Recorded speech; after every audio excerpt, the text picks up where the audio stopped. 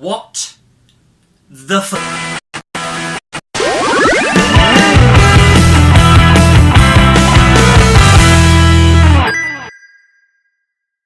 Hi guys, welcome to Beard's Eye View, and this is going to be my spoiler review for episode 5 of season 8 of Game of Thrones. Yep, spoilers all the way through this video. Make sure you've checked out that episode first. Spoilers all the way through this one, guys. Before we begin, make sure you give me a thumbs up and comment down below. Make sure you subscribe and ring the bell so you know when I'm doing a video. I do videos every single Wednesday, so keep a lookout for those. And also look to the end of this video where you can find out you can save 15% on some awesome clothing. Varys is dead. Kind of expected it. Throughout all the seasons, really. Just the way that he obviously knows everything, knows all the information. I thought to myself, well, a person that knows that much information will eventually get his comeuppance, and unfortunately he did. Tyrion rats him out to Daenerys, and she burns him alive in front of Jon and all the others, and that's like the first inkling for Jon that makes him think, she's going a little bit. Jaime gets captured by Daenerys' men, and then Tyrion sets him free. Tells them to go and get Cersei, get a boat, and off they go. I like how that moment they gave with Jaime and Tyrion, just them together, and even Tyrion crying, they're hugging, just saying, "You're all I had, blah, blah, blah, you're my best friend," all that kind of stuff. It was just a real nice, touching moment, and it was given the time it was needed. It was really, really good. Hound and Arya just heading off to King's Landing to kill their respective people. She wants Cersei, he wants, obviously, his brother, the Mountain. And one thing I found really weird is when the siege started, which obviously is what goes on in this episode, the siege of King's Landing. The fact that nobody noticed the Hound, Arya, or the Kingslayer, Jaime Lannister, wandering through the street. I know a few people were in a panic and all this kind of stuff, but you would have thought someone would have noticed him. But I don't know, that just seemed like a little bit weird to me. The whole point of this siege was obviously overthrow Cersei, but the Tyrion trying to plan something to say, you need to save the innocent people and everything. You need to basically make them stand down, and then they'll stick by you. We'll get them to ring the bell, and the bell ringing. That means that they've surrendered, and that means that you can go in and take Cersei out, and they can carry on, ruling exactly. And it doesn't go.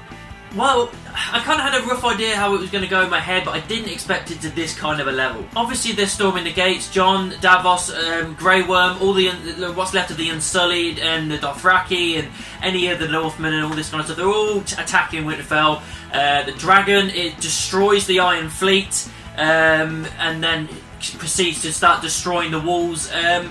And they get up to this point, and there's both armies there. The Lannisters surrender, they throw their swords down, and the bells, it takes forever to ring the bell, and it finally happens. The bell rings, and Tyrion's standing there at the gate, you can see it, you can see everything that's going on, and then Dany just loses it. I had a feeling she was going to lose it because she lost so much in the last episode, she's barely got anything left to lose, she's getting so angry and just so out of it now. And she just heads off. From the start, it looks like she's heading towards the keep. She's heading towards Cersei. And then out of nowhere, just starts obliterating random people. Knights, children, women, the lot. She just goes absolutely fucking berserk. Destroying towers, walls, homes, everything. She just completely lost it. The one thing I do like about the episode is the way it was shot. You don't see Daenerys again for the rest of the episode. You see the dragon flying around, you see her on the back, but you don't see her face to face, you don't see her expressions, nothing. It's just, she is just that evil bitch now. She's just that thing taking out innocent people. And it goes on for ages, and people around, all these characters that we love, are having to deal with this. It's going along, and oh, fucking hell, it's just an absolute clusterfuck. Hound and Arya, they have a little chat, and Hound's basically, look, you follow me, you're gonna die. And she bails, he goes, thank you very much, she bails, and she starts to try and get out. Hound does find the Mountain. He's there with Cersei, she's trying to get out, they're trying to lead her away, along with her hand, the Maester guy. Mountain doesn't take the order from Cersei, he even grabs the fucking hand guy and fucking kills him, dead, gone, bleh, which shows that he didn't have to take orders at any time before. He didn't take the order. He decided to go for his brother, and she walks away, and off they go. Clegane Bowl happens. They start fighting. It is freaking awesome. Halfway through the siege, Jon and Davos as well clearly see what the hell's going on, and he's not agreeing. He tries to stand them down. Grey Worm has a bit of a stare off, and off he goes. He's gone nuts. He's got nothing to lose, so he's doing, he's Dany's bidding, and Jon doesn't agree with it. He stops people. He even ends up killing one on their side as well because he's trying to attack this innocent woman. And then him and Davos and all their Northmen, they bail, they're gone, and this is kind of the last straw for him by the looks of it. He's seen what she's capable of, and they've decided to bail. The Hound does die. I kind of expected it, to be honest. I didn't know how he'd get out of fighting the Mountain. Put up an awesome fight, just kept stabbing him, just wouldn't die. And then the Mountain was going for the eyes, just as everything's crumbling around him. He gets out of it, stabs him in the face, and then it just like he realises he's just not going to kill him. Stabbing him isn't going to work, so he just absolutely rugby tackles him through the wall, and down they go to the tower, out into the open, into the fire. Mountain's gone, but unfortunately the Hound has gone as well. Fully expected that to happen, and yeah, it was a fun Game Boy. We built up to this for a long time. It happened, it was good, and it went down exactly the way it was probably meant to, really. Jaime versus Euron. I kind of didn't expect this, to be honest. I know they've had a back and forth and whatnot, but I didn't know whether they were going to actually get the chance to go against each other, really. I didn't see how that would happen, but he survives the attack on the ships, washes up right next to Jaime. They end up having a fight. He does get a couple of licks in on Jaime as well. He gets him in his fighting hand. He gets him, I think, in the side as well with another stab. And then finally he gets Euron and stabs him in the chest. And Euron just says, "You got another king," because he's bragging that he's a king when he's not. And then the last thing he said was, "I'm the one that killed Jaime Lannister," because Jaime stumbles up to go and find Cersei, clearly bleeding out. But yeah, it was good, and I'm glad Euron's dead because he's a prick. And I'm actually kind of happy that Jaime was the one to do that. He kind of got a little bit of little back there. Cersei, for the first time in a while now, I felt sorry for her. She was all alone with everything crumbling around her, panicking and didn't want to die, although she definitely deserves it. Jaime finds her in that little open area. They just have that moment, and she sees he's stabbed and wounded, and he's like, "Let's take you away." He's doing what Tyrion told him to do, take him down to the crypts, get out, and then get to the boat. And it doesn't go the way that they want it to. Jaime and Cersei are down in the crypts, and the exit is blocked. She doesn't want to die. She's saying she doesn't want to die. She doesn't want the child to die, and he just grabs her and just takes a look at him and says, "Nothing else matters. It's just us. Nothing else matters." And then all the crypts just all crumble in and pour on top of them. Jaime and Cersei are both dead.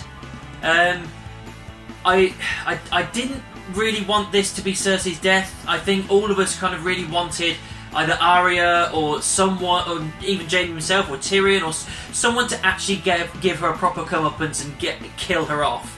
But she doesn't. She dies with her brother. I think that's the only consolation I can have about this, is that she died with Jaime. They came in the world together, they left the world together. It just sucks that Jaime's died here, but I kind of get it. It's kind of poetic justice to a point, so that's the only thing I can take away from this. It didn't go the way I wanted it to, but I understand why it happened the way it happened. The closing moments is kind of dedicated to Arya, really. She's just fumbling around in the devastation with all these people being burnt alive and the people that are dead and everything crumbling around, as Daenerys is just constantly going back and forth with the dragon, annihilating everything. All the while, little wildfire pockets going off in different places. And you think there's a couple of times, again with the camera angles, the way they shoot it is very well shot. There's a couple of times you think Arya's got it. She's been killed by fire or crumbled on something, and then she keeps popping back up. And the final moments are dedicated to that, with the dragon in the distance and everything in slow motion, her absolutely fucked head injury, the lot. And she sees the horse. It's a slow moment. I think maybe that it could have been Bran wagging to the horse to get her to safety. So she gets on that horse, and off she runs out of King's Landing away from the danger. And that is the last thing we see. But it's just kind of solidifying the danger that Daenerys has put so many people in. And I think this is going to play a big part in the next episode to turn Jon to say, look what she's done. Not only is it all this, but the final nail in the coffin is, you almost killed my sister. She almost died because of you. And that is going to feed a lot into the final episode. Guys, overall, it was an action-packed episode. It was full of things that we wanted, things that we maybe didn't want. It has lots of death, lots of dragon fire, lots of final moments for characters, some that didn't go the way necessarily we or myself wanted.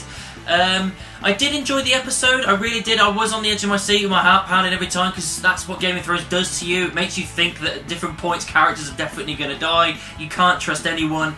But the only downside is that I'm starting to get that feeling, like maybe some other people have as well, that it's starting to be a bit rushed. We've rushed through this episode quite a lot to get through a lot of different things, killing off Jaime and Cersei, turning Dany into this evil bitch, and now we've got one episode to go. to get all this sorted, to get her off the throne, get Jon on the throne, to figure out where Tyrion's going to be, get what's going on with Bran, potentially the Night King, if there's any closure with that. We got all of that in one episode, which is only going to be, I think, about an hour and a half, maybe an hour and 3/4 long.